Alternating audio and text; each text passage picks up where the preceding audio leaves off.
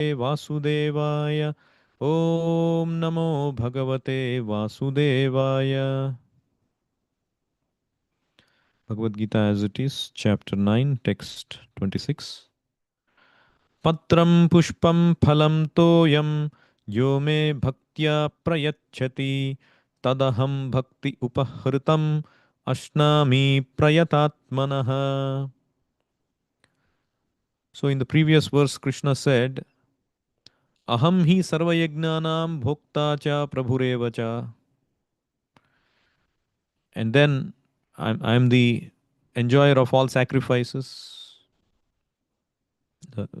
Previous to previous verse.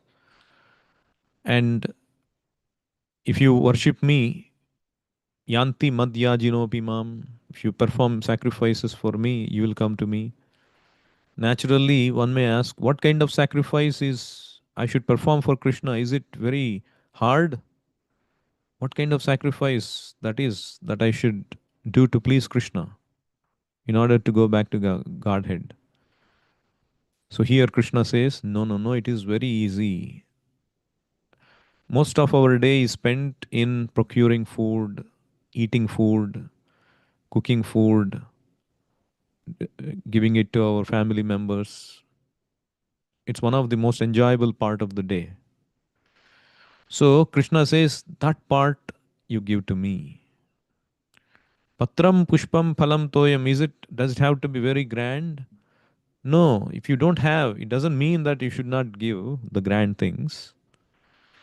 It means even if a poor person, he does not have proper food to eat, he can easily offer me patram, pushpam, phalam, toyam. A leaf particularly refers to tulsi leaves, which are very dear to Krishna. Pushpam, flower, phalam, fruit, toyam, water. But importantly, yome bhaktya prayachati, offer me with love.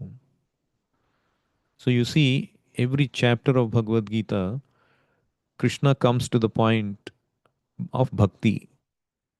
Bhakti is the foremost in anything that we do.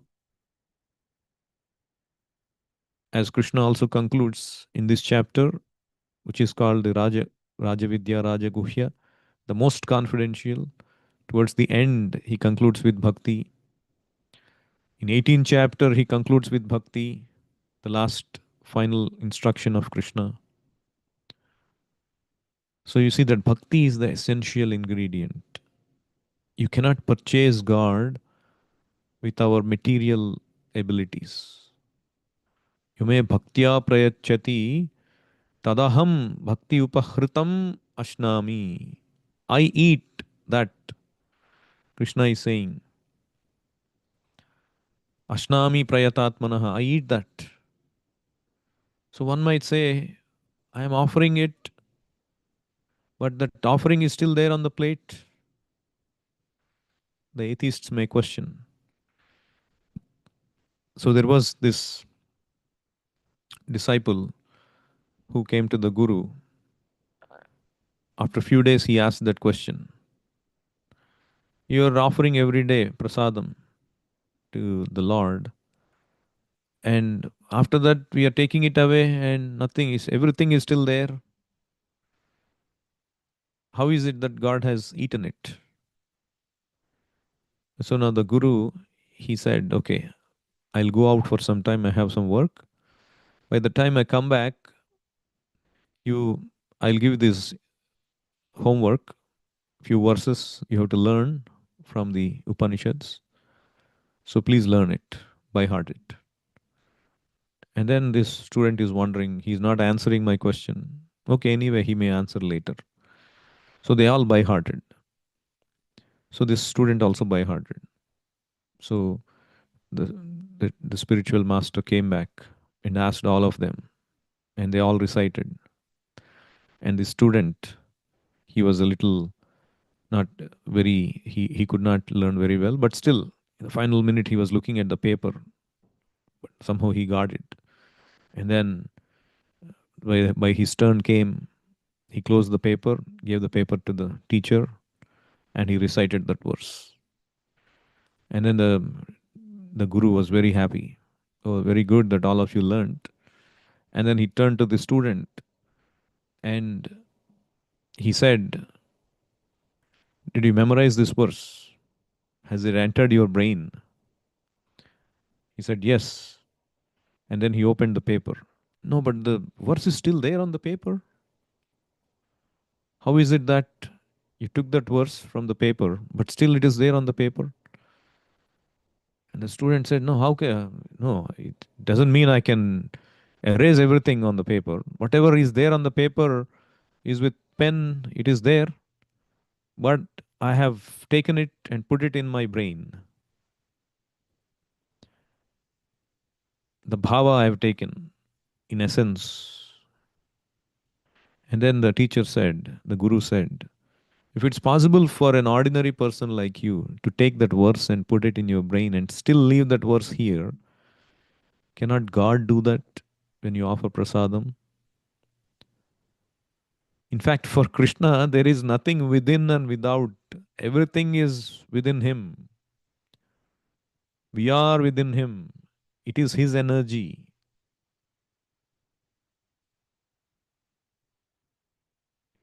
It is said in Ishopanishad, "Tadejati tannai taddure tadantike tadantarasya sarvasya tadu sarvasyasya bahyataha."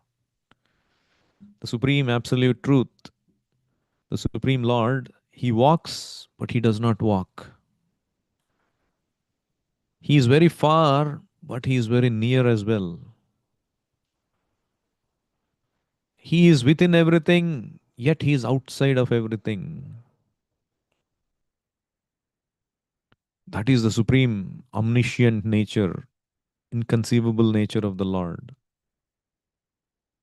Because everything is His energy. Just like my spirit soul is there in the heart region, but by consciousness I am spread everywhere in my body. Even a small pin prick on the bottom of my soul, on the feet, I can feel it. A small cut on any remote part of the body, I can feel it. But I'm not that part, I'm the spirit soul, but because I've expanded everywhere by my consciousness, I can feel it. So Krishna is expanded everywhere. We have seen that in the fourth verse of this chapter. Maya tatamidam sarvam jagat avyaktamurtina. You cannot perceive it. Avyaktamurtina. In his unmanifest form, he is pervaded everywhere by his energy. So he can reach immediately, he can eat whatever you offer, isn't it? There is a pinprick, I can bend and touch it and see what's happening. So Krishna can eat anything. It still remains within him and everything is within him. So this is the proper philosophy we need to understand. And as I said, the important thing is bhakti. Bhakti upahritam. We have to offer with bhakti. In Mahabharat, one incident is very, very important in this connection.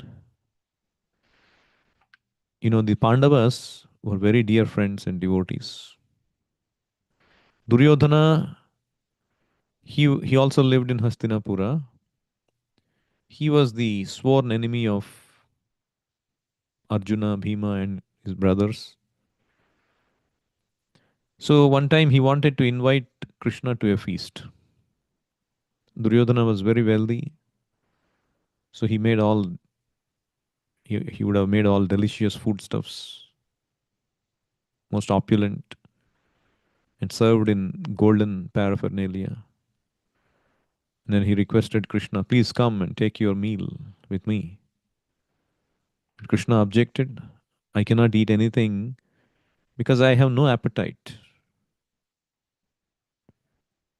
I eat only where there is love and affection. I can never eat with you because you have no love and affection for me." I came to Hastinapura to ask you to make peace with the Pandavas, but you have not complied. How can I take my meal with you? I am not a beggar. I am not hungry. And then, shortly after rejecting Duryodhana's opulent feast, Krishna went to Vidura's house. Vidura was the brother of Duryodhana. Vidura was Krishna's great devotee, and he was very affectionate to the Pandavas as well. In fact, on several occasions, he had saved them from great danger. So, because of this, Krishna was very fond of Vidura. Anybody who serves devotees, Krishna becomes very, very affectionate. So, when Krishna went to Vidura's house, Vidura was not there, but his wife Vidurani was there. And then, of course, she was also great devotee of Krishna. And Krishna said, "My dear Vidurani, mother, I'm so hungry. Please give me something to eat." So this Vidurani, she was very affectionate to Krishna and she was very anxious to serve him. And she began to offer him bananas instantly because that was the instantly available thing. Let me make you something more. But she was giving him bananas. But in her confusion and that ecstasy, she started to throw away the fruit and started to give him the banana peel. And Krishna affectionately accepted those peels and he was relishing them joyfully.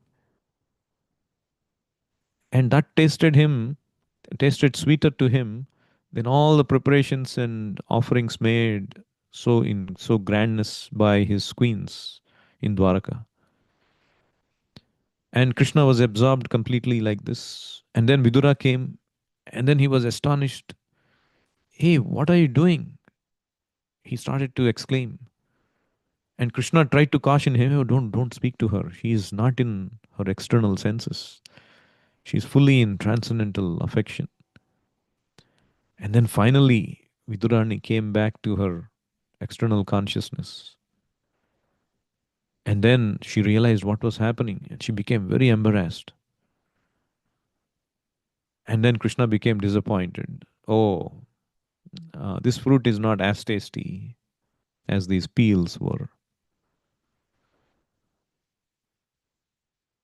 Similarly, we see that Shabari's pastime with Lord Rama, she was tasting those fruits and then giving after tasting. And whatever was not fit for the Lord, she was throwing away. But whatever was fit, she was giving. She didn't know the right etiquette. And she was in ecstasy. "Oh, Lord Rama came. This is what I've been waiting for years." And Lord Rama was taking with great relish. He didn't mind. Of course, we should not do that because we are in conditioned state. We should not imitate. We should prepare nicely. We should not taste it before offering. We should first offer it. Even if we think it has not come out well, we should offer it first to Krishna. And then we should taste it. So, but the important thing is love. It's a great art. People might think, "Oh, how can I serve without tasting?" No, it's a practice. Krishna will make it wonderful. When Krishna tastes it, everything becomes auspicious. And over a period of time, we will also learn how to cook without tasting. But the important thing is cultivate that love and affection. "Oh, I'm cooking for Krishna, the Supreme Lord. I'm shopping for Krishna." Of course, we only will eat in the end. We are just offering to the Lord. So, the other thing to note, we have to offer with sattvic ingredients. Patram pushpam phalam toyam means the vegetarian. Krishna would have mentioned if he wanted other things. Krishna would have specified, oh, give me meat, give me fish, give me eggs. No. We have to understand what Krishna likes, what he does not like. So we have to make with sattvic ingredients. Krishna is a person. This is one of the important teachings in the Vedic literature, in Bhagavad Gita, because most of the Eastern philosophies and many spiritualists in India, they try to portray and project that ultimately God is impersonal. Krishna, Rama, Narayana, or you know, Shiva, Surya, Ganesha, all these are varieties of forms of that impersonal effulgence. Ultimately, everything is impersonal. When we die or become liberated, we go and merge into that impersonal effulgence. No, that is not what Bhagavad Gita says. That's not what scriptures say. Krishna says, Mattaha parataram nanyat kinchidasti dhananjaya. There is no truth superior to me as I am present before you as a person. Brahmano hi pratisthaham amrutasya vyayasya cha. That Brahman, that impersonal effulgence, is situated on my body. Aham sarvasya prabhavaha mattaha sarvam pravartate. So, in so many ways, innumerable ways, the Vedic statements prove that Krishna ultimately is a person. God is a person. Person means he has senses, he has tastes, he has likes, he has dislikes. And what Krishna likes is mentioned in Bhagavad Gita. We can become dear to God by giving him what he likes. Just like any other person, we can become dear to that person by giving what they like. Krishna likes to eat these. In the 12th chapter, Krishna mentions various qualities which he likes. Adveshta sarva bhutana maitraha karuna evacha. He likes somebody who is not envious of anyone,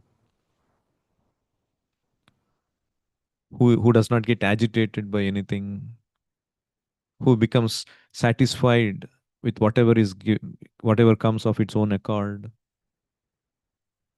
one who is determined, one who can control his senses, one who is devoted, one who serves the spiritual master. So, like this, Krishna mentions 35 qualities that he likes in his devotees. So, Krishna is a person. Here he clearly says what he likes. So, we have to offer him what he likes. And when we accept it, of course, sattvic means no onion, no garlic as well. And when we accept the remnants of that offering and we become liberated, how easy to become liberated? People don't know this. The gnanis, the yogis, the tapasvis, they go to Himalayas or perform Maunavrata, so many austerities, perform sacrifices or Vedic studies, charity, but simply by offering prasada to the Lord and honoring it, muchyante sarva kilbishaihi bhunjate te tu agham papa e pachanti atmakaranat. Krishna said in the third chapter, one who eats food offered to me in sacrifice, yagnasishta shinaha santo, muchyante sarva kilbishaihi. All your sinful reactions are vanquished just by accepting prasada offered to me. But if you are eating it without offering, bhunjate te tu agham papa epachanti atmakaranat. If you are eating for your sense gratification, you're eating only sin. Because everything belongs to Krishna, everything belongs to God. Like you are walking on the street and there are vendors displaying the food and fruits. Can you just pick up things and eat? No. You have to purchase, you have to offer something, and then whatever is given to you, you accept. That is the right way of eating. So that right way is to offer to Krishna. It's very easy. Just prepare it, offer it with love, chant prayer, wait for 5 minutes, and then you take it. The most rewarding experience, the most tasteful thing that you can ever eat, because the Supreme Lord has tasted it. This is a great practice one should incorporate in one's life. As much as other foods may be very tempting, maybe titillating to our senses, we should know that they are harmful for our consciousness. They cannot help in clearing our sinful reactions, because of which we are suffering threefold miseries of material existence.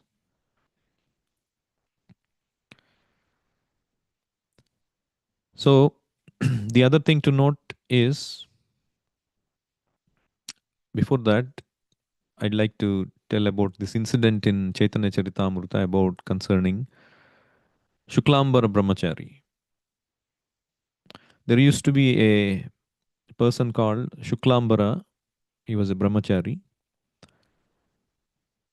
This was like 500 years ago in West Bengal. And Shuklambara, he had nothing except a, a little straw hut, this grass hut, we say, on the bank of the Ganga. And so, and as a brahmachari in those days, every day he would go out to beg for food. And he had a little cloth bag that he kept hanging from his shoulder. He would go house to house and he would beg. People, when you beg, people don't give the best thing in their house, isn't it? They give you the cheapest thing in the house. And the cheapest thing typically used to be the broken pieces of rice on the bottom of the barrel. So people would just throw a small handful of broken rice in this bag, and he would be grateful for that. He would be thinking of Krishna, chanting Hare Krishna, Krishna Krishna, Hare Hare, Hare Rama, Rama Rama, Hare Hare. And then he would get home, and love and devotion, he would cook those old broken pieces of rice after washing it and offered it to Krishna. That's how he lived his life. So one day, Chaitanya Mahaprabhu, who was Krishna himself, who incarnated, but who was acting as a devotee, in the mood of a devotee. So sometimes, just to please his devotees, he would take the mood of Krishna and accept the worship of his devotees. And he was sitting on a throne, he was sitting on the altar, not the throne, offering benedictions to all of his devotees. And everyone was chanting and doing kirtan for his pleasure. And then at the back of the room, Chaitanya Mahaprabhu happened to see this little poor brahmachari, Shuklambara. And he had a tattered set of clothes, but he was dancing in ecstasy, chanting the holy name. And that little cloth bag was swaying to and fro on his shoulder as he was dancing. He was so happy. And Chaitanya Mahaprabhu was just enjoying seeing his bliss. And then he called the Shuklambara. He came. And Chaitanya Mahaprabhu was just laughing seeing this. And suddenly he thrust his hand into Shuklambara's bag and took out a handful of this raw broken rice. And Chaitanya Mahaprabhu put it in his mouth and ate it. And then he put his hand again in the bag and ate it, handful after handful. And Shuklambara was saying, my lord, what are you doing? This rice is not fit for you. It is not even cooked. And everybody was seeing this in wonder. And Chaitanya Mahaprabhu was eating handful after handful. And he was saying, I have never tasted anything so sweet, so delicious as this rice in the bag of Shuklambara. And Chaitanya Mahaprabhu said, birth after birth you have been a beggar, and I have been stealing your rice. You don't remember, but I remember. In your past birth, you were Sudama Vipra, living near Dwaraka. At that time, you were in so much poverty. You were practically starving. And your wife, feeling sorry for you, sent you to me. I was living in Dwaraka to do you some favor so you won't starve. And you said to you, Sudama said to his good wife that if I go to see Krishna, I have to offer him a gift. But they had nothing. So she went and begged some chipped rice. And she didn't even have a proper bag. She tied a little bit of old cloth. And Sudama went like that. And then Krishna treated him like a king, washed his feet, worshipped him to show the world how the Lord worships those who love him. And then they spent the entire day talking. And then finally, somehow Krishna, he guessed it. He's Antaryami. He just grabbed that bag, even though Sudama was very embarrassed to even offer it. And then he started to eat one morsel. And then Rukmini forbade him to take the second morsel because she already made Sudama the most opulent. And then when Sudama came back, we saw how, we know how his whole place got transformed. A beautiful palace. So no poor hut, no jungle, nothing. So many servants, and his wife was looking most opulent. And she was crying, and Sudama was crying. None of them, they didn't want anything for themselves. He didn't want anything for himself. But even after in richness, they were in the same mentality. That is love for Krishna. So that is richness. Being poor is not a disqualification or poverty. Being wealthy is not a disqualification. But the actual thing is offer Krishna with love and devotion.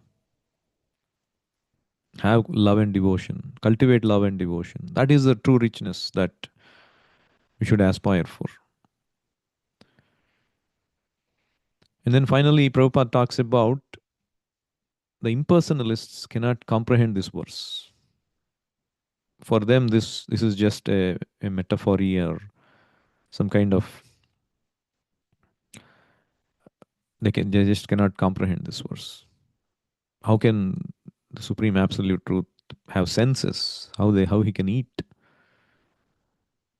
So unfortunately, Bhagavad Gita is not meant for impersonalists. It's meant for devotees who can relish, who can take the statements as they are. That is why this copy of Bhagavad Gita that Srila Prabhupada published and that we are reading is called Bhagavad Gita as it is. As it is. There is no interpretation exactly as Krishna says. So Prabhupada concludes the purport. Only the devotee who accepts Krishna as he describes himself without interpretation can understand that the supreme absolute truth can eat food and enjoy it. Stop here. Anyone has any questions or comments? Okay, so a small correction. So somebody pointed, Vidura is the brother of Dhritarashtra. I misspoke as brother of Duryodhana. Apologies.